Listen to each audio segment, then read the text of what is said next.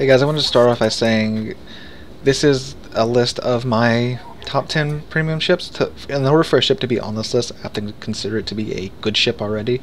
So a ship being toward the rear of the list doesn't mean it's a bad ship. It just means it's not as good as the ships in the front of the list, but is by no means a bad ship. If a ship's on this list, I feel it's very much worth the money that you have to pay to get it. And yeah, again, this is just my top 10 premium ships. So this is very much my opinion. I'm not saying this is the definitive top 10 premium ships. But anyway, with that said, let's go ahead and roll right into number 10, which is the USS Enterprise. This is one of two premium carriers that I know of, at least. The other one would be the Graf Spee, which should become available to everyone in June, I think. Anyway, I haven't played a lot of carriers at all. I have only been up to, I believe, tier 5 on the American line. And, you know, since I don't have a whole lot of experience in carriers, this why Enterprise is at number 10. Don't really have much to compare it to, but I have fun in it. I do pretty good in it. This game alone, I sunk 3 ships, did 100,000 damage. I think that's pretty good. But again, I'm not a carrier player. So I definitely feel it's worth the money that I paid for it. I don't have any gripes about it. I don't have any gripes about it. Feels pretty good. Feel good, solid ship all around. And with carriers, the ship doesn't really matter. It's really more about the planes. And the thing is, this is a tier 8 ship, so it can get up tiered to tier 10. And even though it's a premium ship, your airplanes are just going to get shredded by tier 10 AA. So that is the drawback. And yeah. Anyway, moving to number 9, which is the USS Kidd. I actually live pretty close to this ship. If you go watch my Kidd video, I have a video of the actual ship at the front of it. The Kidd is a tier 8 American destroyer. It's a Fletcher with one of the torpedo tubes ripped off and replaced with more AA. It's a very, very... Oh yeah, look, you can even see the painting of the pirate Captain Kidd on there, which is on the actual ship. It's really cool that they added that in. What I was saying? Okay, yeah, it just eats planes with an AA build, with the AA modules on it and an AA spec captain. It just eats planes all day, and then you pop the defensive fire consumable, and it just eats them even more. And it also has a heal, which I think is a good thing because it encourages people to get in there with destroyers. You know, gives you that little bit more, that little boost of confidence that, hey, I can take this guy because I have a heal. And which Kidd can do. One-on-one, Kidd can probably stomp most destroyers that's going to meet, except for maybe like the actual Fletcher or the Gearing, because, you know, they are the other gunboats, and Kidd's very much a gunboat. As you can see in this clip here, there's a U-Yank here, and I probably would have killed him if he didn't disable my engine twice in a row and destroy my torpedo tubes back to back. You know, that was kind of annoying. But as you see, some planes come over here, and I'm going to pop the defensive fire consumable, and it's just going to eat them. And this was a tier 10 battle, by the way, so keep that in mind. And again, both of my engine got disabled twice after I used this damage con, so I was at a significant disadvantage, and then I got radared, and then his whole team saw me. So number 8 is the tier 6 German cruiser, in quotation marks, Graf Spee. It's a battleship, it's not a cruiser. It's got 2 turrets with 3 guns per turret, which gives you 6 11-inch guns. And this is the only clip I had of it on my computer. I thought I had more, so I didn't go and record another battle in it. This is my first battle in it, and I kind of do a little derpy here. Without those torpedoes, I felt really confident, and then, yeah, I forgot he has 2 sets of torpedoes. But anyway, after this battle, I've been playing this ship quite a lot. It feels very good. It's got good secondaries. The main battery guns are awesome, especially for a cruiser. And torpedoes. It's like an all-in-one tiny battleship. Very much worth your money if it comes back onto the store. Anyway, moving on to number 7, which is everyone's favorite machine gun, Atlanta. I could probably not even talk over this clip and you would get the gist of the ship. But anyway, Atlanta is an absolute machine gun. I mean, look at this, just rainbows of HE. Like, you don't even have to hit them. It has like this psychological effect that they just start maneuvering like crazy and they don't really pay attention to where they go, and people will just like derp into islands all the time when they're under fire from an Atlanta, especially battleships. And I'm a battleship main, and I hate / love this ship. I hate it when it's just lighting me on fire every 10 seconds. And I love it when I'm playing it because you do stuff like that.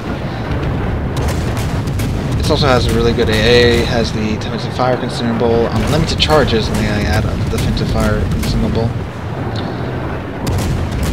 And it's really good against pretty much everything. It's just, yep, right there. It's very fragile. If you can get a good position, you can take on pretty much whatever ship you come across in it. And if you get close to cruisers, like you're about to see here, you can load up that AP and nuke them with citadels. Like, watch, it's another Atlanta that I'm facing.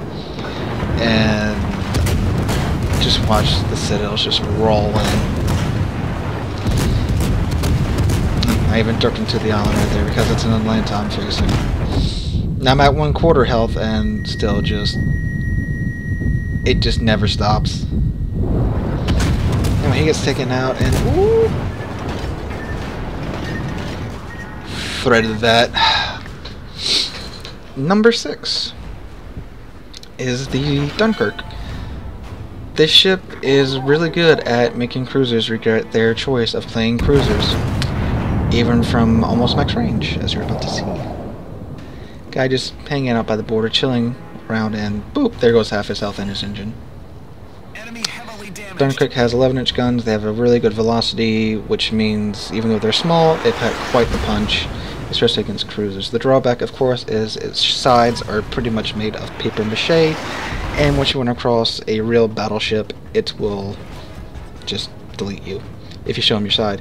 You can bounce a lot from the front, but which is the design of the ship is very much good for that. But if you tank for too long in the front, you will eventually lose a turret, which halves your firepower, because you only have 2 turrets and nothing in the back. And I would recommend kind of a secondary AA build because of that. It's also very, very fast, especially for a tier 6 ship. And on to number 5, which should be the USS Texas. It's actually my first premium ship that I bought. I've been to the Texas in real life. It's a great museum. If you're ever in the vicinity of San Jacinto Battle Park, it's a great museum to go to. It's the only remaining pre-Dreadnought battleship on the planet.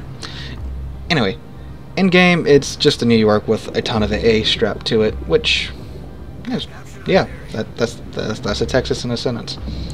It would be higher up on the list, but uniqueness is also a factor when I was making this list.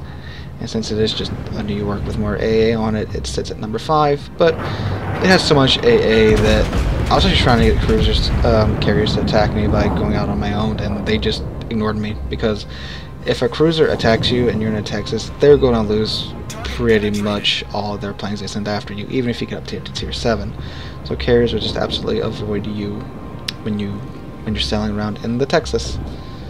But yep, feel like it's very much worth your money because of, well, that. Anyway, number 4 is Tirpitz, and again, this would be higher on the list, but it's not a unique ship because it's a Bismarck with a paint job on it. Oh, and torpedoes. So it was a very close contest between the Tirpitz and the next ship on the list, but I'll get to that when we get to the next ship. Anyway, Tirpitz, it's a Bismarck with a different paint job and torpedoes, and Bismarck's an amazing ship, so that's why it's all the way up here, even though it's just a clone of a Bismarck. It does have, like, I believe the deck armor is thinner than Bismarck, so if an American carrier wants you dead and they are AP bombs loaded, you're going to get deleted pretty hard. So yeah, I used this ship to train my German captains, because I use the same build on all my German ships, which is a secondary build. That's why the Tirpitz in this clip doesn't have 10-kilometer range secondaries, because I moved that captain on over to the Bismarck. Anyway, like I said, it's a Bismarck, great secondaries, good battery, good main battery, but of course they're inaccurate because German accuracy. Very fast, very maneuverable ship, capable of taking damage and returning it with plenty of interest. And yeah, it's got torpedoes, so you know, if you're brawling, you can whip that out and pretty much defeat whoever you're brawling with in a single click of a mouse button.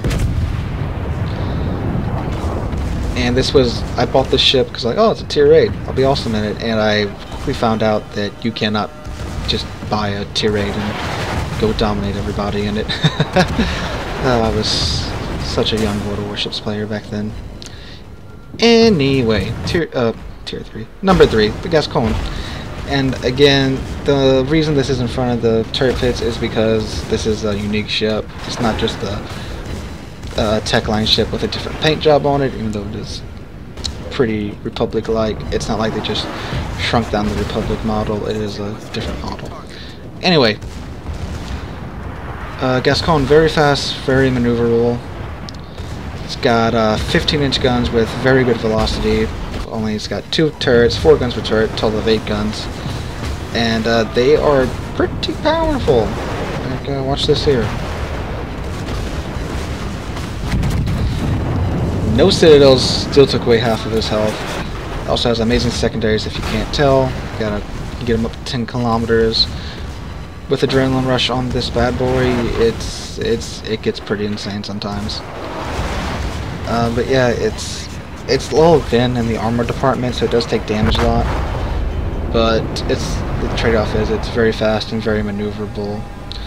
Doesn't have really good AA though, like the rest of the French line, so that's the drawback.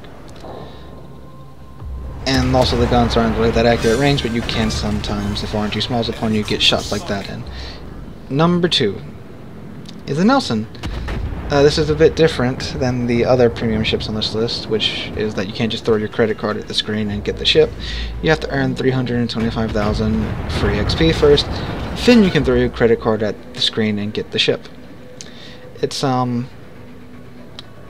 I feel it's worth it because it's like Ismo that works. The third turret doesn't have to go all the way around the ship. Doesn't have to rotate 360 degrees to get to the other side of the ship. It can just scoot on under that second turret, so that's very, very good. You don't have to expose your broadside at all if you want to get that third turret in there. You just have to angle a little bit. It does sit pretty high in the waterline, so you will get citadeled a fair amount in it, but it also has the lull heal that the Lion and Conqueror get, so that's really cool. But doesn't really have that great of AA or secondaries, but I would still recommend a semi-secondary build just because there are no turrets in the back of the ship, so you do want something there to kind of swat at destroyers and tell them to go away kindly. But yeah, I really like the design of the ship, so number 1, it's the Arizona. Yeah, this ship's a very, very tough ship, especially for a tier 6. You got 12 14-inch guns on here. I'm just taking a beating.